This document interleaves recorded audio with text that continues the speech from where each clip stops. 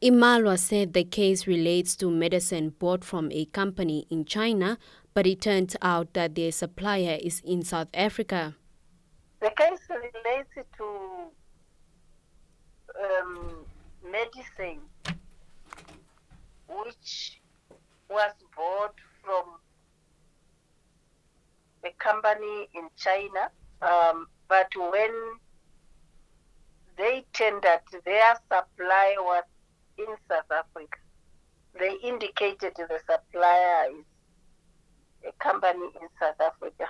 Yeah, but they went to procure medicine which were not up to standard. That's the information I can remember. It's a long time I look at that one. I know it's not a big amount of money which were involved.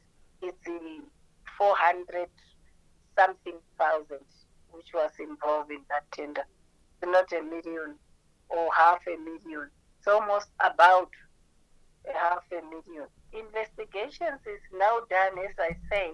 The docket was returned last year, and we are just busy to formulate our decision whether to prosecute or not to prosecute. You know, it's very hard for me to indicate how many people we are going for or how many entity we are going for at this time in point this point in time.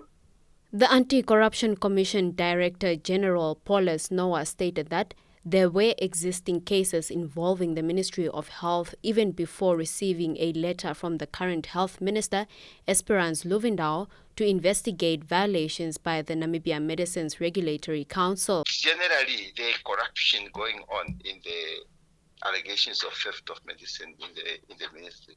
Busy obtaining statement to see whether there is a substance in what is being alleged, and also to establish whether anyone is being implicated in the allegations, because this was a general complaint. It's not that it was a complaint pointing to a particular individual, and that is why we have to go into the ministry itself, consult with the people within the ministry, obtain statements from them, request documentation so that we will look at it and see whether there is any corrupt irregularity involved in the procurement of those medicines. It's something that take a bit longer, because unless if somebody is ready to come forward with direct information to the Anti-Corruption Commission.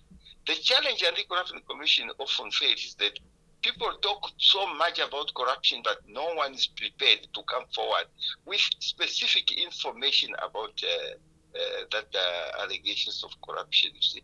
But then, of course, this does not mean that things are above board in that ministry, but of course, if you look at the bills and apparently how programming is being done, possibly there is theft, also collusion, and those are the things that we want to unearth.